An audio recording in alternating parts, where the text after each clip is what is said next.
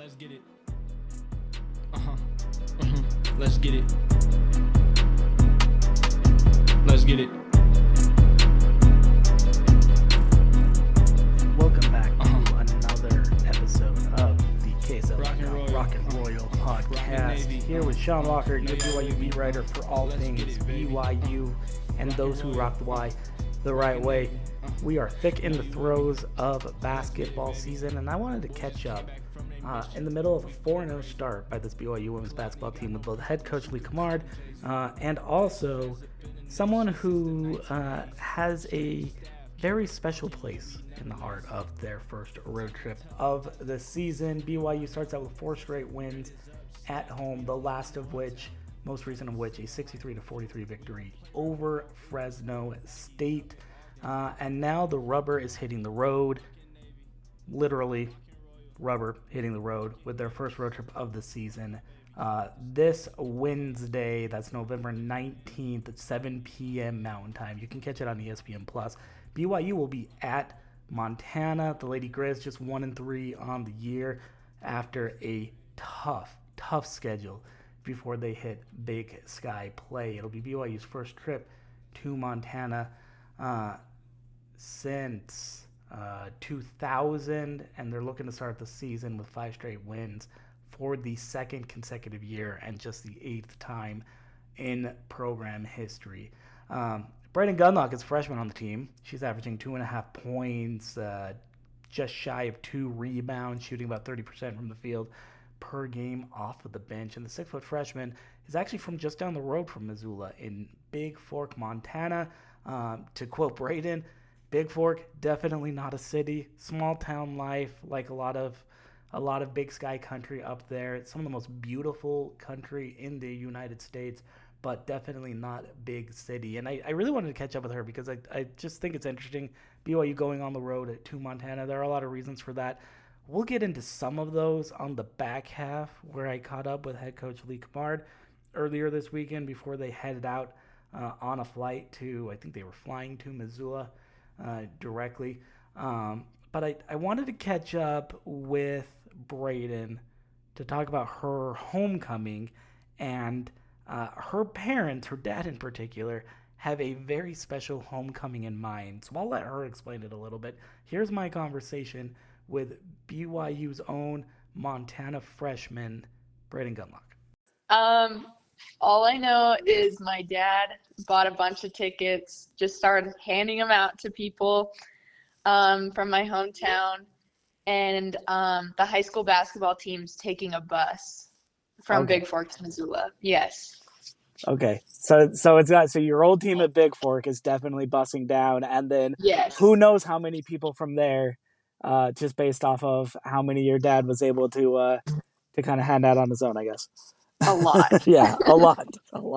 What does it mean? I mean, what does it mean to kind of have that kind of support for a little bit of a homecoming game? I mean, you haven't been out of Bigfork for too long, I guess. You're only a freshman. Yeah. But to have that kind of support kind of on the road and from your hometown, what's that mean to you? I mean, it is really special to me just to get to play in Montana. I mean, not playing for a team in Montana, but still get to play in front of a lot of people from my hometown who are coming down, play for my state. It's just truly special. Right. Yeah. No, it definitely is. I've never lived in Montana. My grandmother's from like the Great Falls area, so a little bit away from you guys. So the only thing I know about it is some of the most gorgeous country known to man. Can you describe for sort of maybe a Utah audience, even, people that don't go there regularly, just sort of what Bigfork is like, what, that area of Montana is like? Well, it definitely isn't a city, that's for sure. It's definitely okay. But Bigfork will always hold a special place in my heart just for the beautiful scenery. Honestly, just being a small town, just being somebody who came from a small town to this level of play, I think it's truly special. But just Montana as a whole, just a lot of small towns. Not a lot of people are able to leave Montana. So I think that's why I'm really fortunate for this opportunity to leave Montana and make a name for myself. Sure, for sure. Well, and then Hmm. you're leaving to play Big 12 basketball, which you've been doing so far. Four Yeah. games into your freshman year, you guys are 4-0. You've played in each one of those 4 games. I think it's like 3 points, 2 rebounds, somewhere in there. So you're dipping your toe into Division One basketball. How's it been, just sort of acclimating to Coach Cummard, to this team, to your teammates? Just how has it kind of been early in your freshman season? Yeah, coaches are super supportive. I love my teammates. They're always there for each other, super positive. I think they've just really made stepping into this level really easy for me. It was something I was definitely nervous about coming to BYU, but the coaches have made me very comfortable, and the players. Sure. What did bring you out of Bigfork, Montana, to Provo and to BYU? Because if I recall, you were a little bit of a later signee in last year's class. So what kind of brought you over to BYU? Well, Montana was definitely a top school of mine. Um, is something um, uh, that kind of changed my perception was that I just needed a different experience. So just leaving Montana, coming to play for BYU, a lot of people don't get the opportunity to leave, but you can always go back. So Sure, sure. Well, and it seems like you would have had a ton of opportunities. I mean, you were a baller in high school. Like I'm looking at a little bit of your tape right now. 4-time All-State selection in Montana, couple region titles, state championship. You mentioned Montana State were both recruiting you. Boise State, yep. Eastern Washington, they were both on you for a little bit, and then BYU comes in. Do you remember very much, kind of through some of your recruiting, what it was that the coaches really liked about your game and how they sort of envisioned you fitting in with that system? And again, we're 4 games into your freshman year, right? Has it been Yeah. a little bit of what they explained to you, though? The coaches told me that they really liked my versatility, like my ability to play anywhere on the floor. Um, I can guard any spot on the floor. So yeah, I definitely have seen a lot of that. Like we do switch 1 through 4 on the defensive end. So being able to guard every position, that's just kind of something they really liked about my style of play. And yeah. Sure. And I mean, this has nothing to do with kind of your recruitment or the game or even where you're at right now. Hmm. But I love basketball, but I'm also a soccer guy, big Yes. soccer guy. And I understand you were a pretty good soccer player in high school as well. I've always argued, some of my basketball people don't like it when I argue this, so I'll be straight up. But I've always argued that basketball and soccer are remarkably similar sports, like way more similar, I think, than a lot of people kind of recognize. And I think a lot of it is sort of that versatility of being able to guard multiple positions, multiple types of players, that kind of thing. Does your background with both of those sports, I mean, does your background with soccer, I guess, sort of help you? Did it help you on the basketball court some? Yes. So I was very in between soccer and volleyball in high school. And I went with soccer just to help with Oh, footwork, decision making, speed. Like you're not going to get any of that out of volleyball. So that's why I chose to do it. And it's always good to be a multi-sport athlete. yeah, 100%. Is that pretty common in your family? I know you got a couple of siblings as well, and you mentioned I can't remember, you said your mom or your dad was also a pretty high level athlete as well? Yeah, so my mom played college basketball at Carroll College, Okay. and my dad ran track at Weber State, but then Hmm. transferred to play football at MSU Northern. Okay. Yep. Yeah. And my sister will be playing at Carroll College next year, Oh, basketball. okay. And your sister's committed to Hmm. play basketball at Carroll as well, following your mom's Yes. footsteps. That's really cool. That's really cool. Do sports play a pretty big role in your guys' family? Yes. Yes. Because your mom is a coach, I think. Yes. My mom coached all 4 years of high school for me, basketball, and this will be her last year with my sister. What's it like? What's it like playing for your mom? And has it been a little bit of transition out of that mold to not playing for one of your parents? Yes. I loved playing for my mom. Definitely hard at times. She was a lot harder on me than any other player. But I think that kind of shaped me into who I am today. So I'm very grateful for that. But transitioning to not a parent as a coach is way different. I guess in a way it's easier to take feedback. Yeah. No, for So. sure. I've been told when your parents coach you in sports that or in order for a parent to coach their child in sports, I'll flip it the other way. That child needs to be either one of the best players on the team or one of the worst. It's hard to be in between. My dad Yes. coached me in baseball growing up, and so I was very much on the one of the worst end of that totem pole. It sounds like you were closer to one of the better players on that team, on that Yes. totem pole. So I don't think either one of us was in the middle like that, right? That's awesome.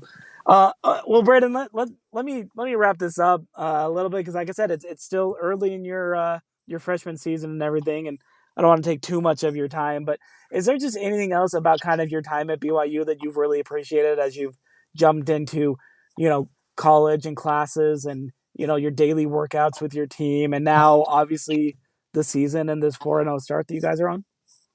I mean, I just love it here at BYU. Like, I'm very grateful for this opportunity to play under Coach Cummard and play in front of a great community. I think that's really what stuck out to me on all my visits here was just the community, how the players interact with each other. It's just truly amazing.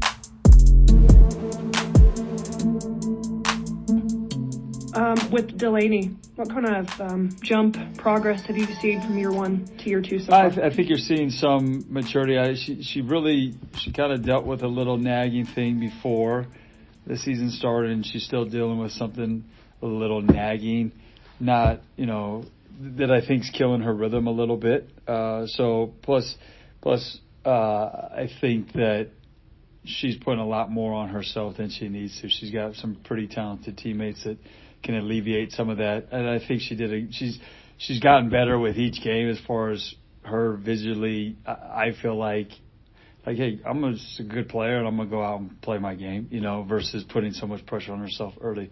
So look forward to that continuing. She's a really good player, and each game it becomes more and more apparent that she's improved. And I think that she's shown some maturity improvement as far as, after a turnover, which she's had some, not compounding it, right? Trying to go for another steal, like just get back, be solid, or go foul somebody after it. We know the shooting percentages will come up. She's just too good of a shooter for that. And, but yeah, she's going to be just fine. Last one I have, and then I'll be quiet for a second. Headed out on the road for the first time up into Montana, then back home, and then you head over to the Virgin Islands for the Paradise Jam. I know you don't want to get too far ahead of yourself here, but just this stretch here of this week and then into the Thanksgiving week where you're going to be challenged in a different way. Just talk about your schedule a little bit and Sure. how this is. I'm just preparing you. Yeah, with it being the first true road game, right? And Montana's played a really tough schedule. They're a lot better than their record. They're a lot better than their metrics. And I thought they played really well on Saturday, and South Dakota just played that much better. They're a really good team too. So, and with some of our key contributors being first time out on the road, that's going to be something that's important. And honestly, we kind of have a tough little stretch where we're going to be out of our gym, significantly. We go to Montana and we have Weber at home, but then we're in the Virgin Islands for 2 games, and then we're not in our building for a whole nother week, and so it's going to be a really good test, not only Wednesday, but in this little stretch where we're playing a little bit stiffer competition, and it's going to be good to see, where we're at as a group, and Wednesday is at the forefront of all that. Even from a non-basketball perspective, what kinds of things can you learn about a group from, they've been at home in a really comfortable environment so far, from taking them out on the road, getting on a plane with them. Yeah, I think there's definitely an element of you're on the road, you're not in your own bed, you're not in your own gym, the routine of that. But I also think there's some positives. And look forward to seeing some of those positives with this group because they like spending so much time together. Hey, we're out, school, maybe you are going to do some school while we're out, but the focus is the game, right? Like we're going to go to dinner as a team. We'll probably eat lunch, a couple meals as a team, and it's just going to be us as opposed to everybody in town, so I think there's real positives to going on the road, and for us, it's a good benchmark of hey, where are we at? You're going to have to win some games on the road to finish in the top half of the league and do some things. So, and this team plays a lot differently than some of the teams we played. I mean, they aren't going to run and trap, and they'll do a little bit of that, but there's going to be a lot less trying to speed the game up or turn you over, and just they're going to try to shoot the three a lot. And I love the three, and they're shooting the three more than we are, So just seeing some of that. But overall, I think it's a good metric or a good benchmark of like, hey, where are we at? It's going to be great challenge for some of our people that haven't been on the road, true road game, but also just that camaraderie that's built on the road. It's important. It's also a little bit of a home game, I think, for one of your players, for Braeden. I don't know what the drive is like from Bigfork, but I would imagine she probably has some decent friends and family that make the trek up to watch. I was told her dad bought a whole section. Okay. And I think a bus might be involved. But yeah, it's actually one of the prettiest drives I've ever been on in the country. So from Bigfork down to Missoula, you basically just follow the lake, Flathead Lake, and you got pine trees and blue water, but it's really pretty. I think it's about an hour and a half, from Bigfork down to their campus. So, beautiful part of the world. Yeah. What do you remember about recruiting Braeden and kind of getting her up to BYU, and what did you like about her, and are you seeing some of those things that you saw that you liked about her? Braeden's a great individual, comes from a great family. Fits us as far as her personality, her, who she is as a person. Her mom's a coach, so she's a coach's kid that really understands the game. Like that about her. Love how hard she competes. Love her length. And she's one that I see great improvement day in and day out from. She's really trying to pick up the things schematically speaking. And there was something else I was going to say. I just lost my train of thought. You asked about Braeden. Yeah, Braeden is just kind of recruiting her. Just, we want people to fit us just as much as we want to fit them. That's super important. She fits us. I think we fit her really well, and it's been a great thing. I think she's going to continue to get better. She's going to get more comfortable at this level, and I know she's looking forward to being back up in that area.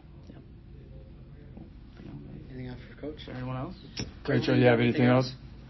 Just overall, you know me, I'm putting my Big 12 hat on. Can you just talk about the league and some of the performances the last couple of weeks? It's been a really good time for our league. Yeah, I watched a lot of the Big 12 and the improvement, or I was hoping there was going to be a step down, a little drop off from all we lost, but some great performances and, some really tough teams that are really doing a great job of not beating themselves, is what I would say. And you got a couple schools figuring it out still with so many newcomers, but for the most part, the new coaches that have come in, they're doing a great job. And then the talent at the top is formidable for sure.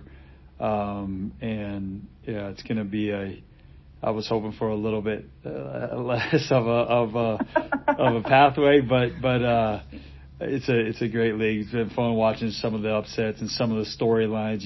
The Greenbrier 5 and the big win by Mark against North Carolina State. So good league, and we'll get there when we get there. We got a lot to grow on before we get there, but yeah, good league.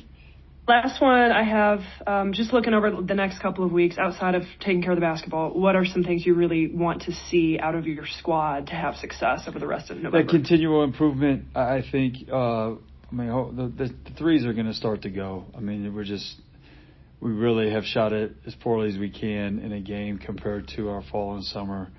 And so that will come up.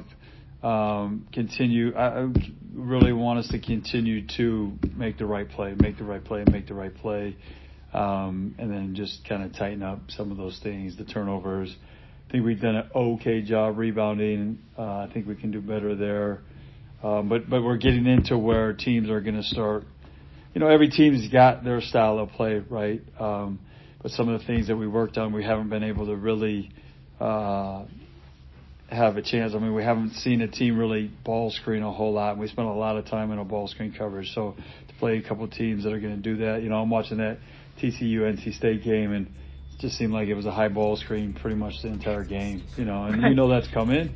But it's good to play all these different styles as well. But just to see some of the things that we spent time on translate to the court. Thank you, Coach.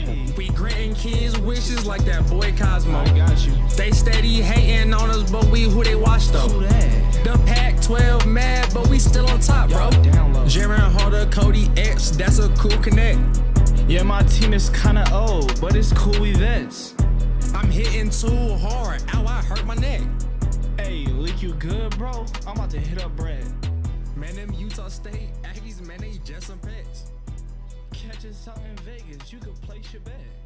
Coach G up on our side, so we never fret.